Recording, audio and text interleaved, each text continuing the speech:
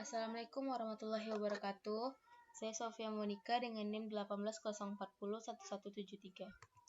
Di sini saya akan menjelaskan tentang kajian pustaka.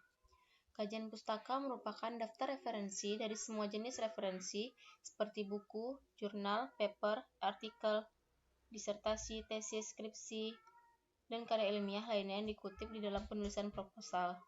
Semua referensi yang tertulis dalam kajian pustaka harus dirujuk di dalamnya.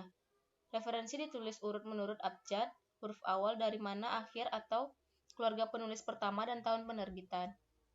Dalam penelitian biasanya diawali dengan ide-ide atau gagasan dan konsep-konsep yang dihubungkan satu sama lain melalui hipotesis tentang hubungan yang diharapkan.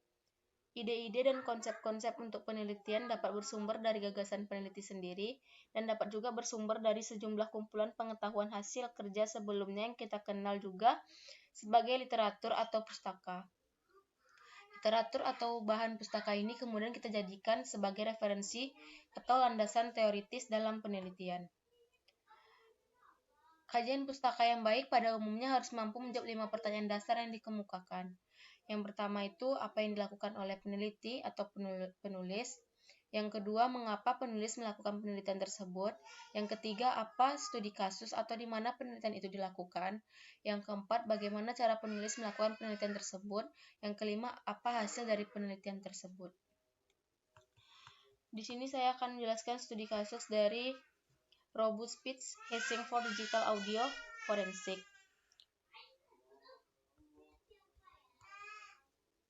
Yang pertama yaitu apa yang dilakukan atau diteliti oleh penulis.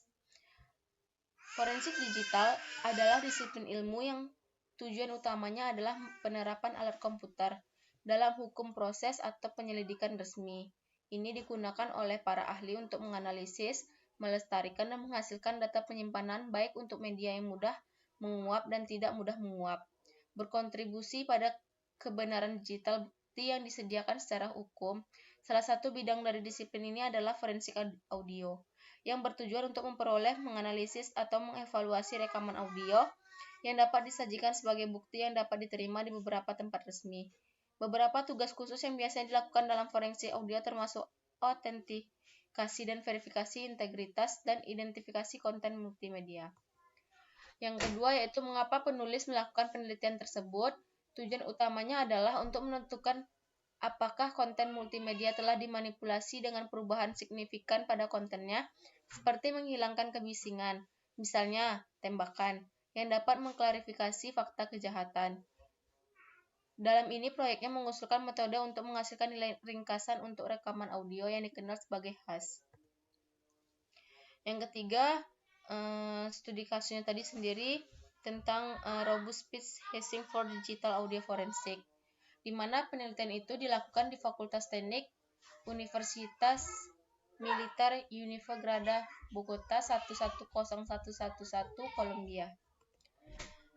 Hasil dari penelitian tersebut, penelitian ini menghasilkan tantangan paling penting dari penelitian saat ini dalam memverifikasi integritas audio digital. Bukti adalah untuk menyediakan fungsi kontrol yang akan mentolerir manipulasi sinyal dengan diawetkan sinyal konten yang tetapi juga akan mengidentifikasi yang secara signifikan mengubah konten. Misalnya, nilai hash dari rekaman yang diubah dengan penyesuaian volume harus sangat mirip dengan asli rekaman, tetapi sinyal yang difilter dengan LPF harus memberikan nilai hash yang jauh dari hasilnya. Jadi, mengusulkan metode yang merangkum sinyal audio, tetapi pada saat yang sama mengidentifikasi yang pola paling signifikan melalui blok MVCC, PCI, dan RSI. Karena nilai hash sensitif terhadap perubahan sinyal audio, maka perlu untuk menentukan nilai ambang PER antar hash audio asli dan hash dari audio yang dimanipulasi untuk memberikan keluaran biner dalam kaitannya dengan integritas konten. Selanjutnya, bagaimana cara penulis melakukan penelitian tersebut? Metode dimulai dengan penerapan MVCC dan pengurangan dimensi melalui analisis komponen utama.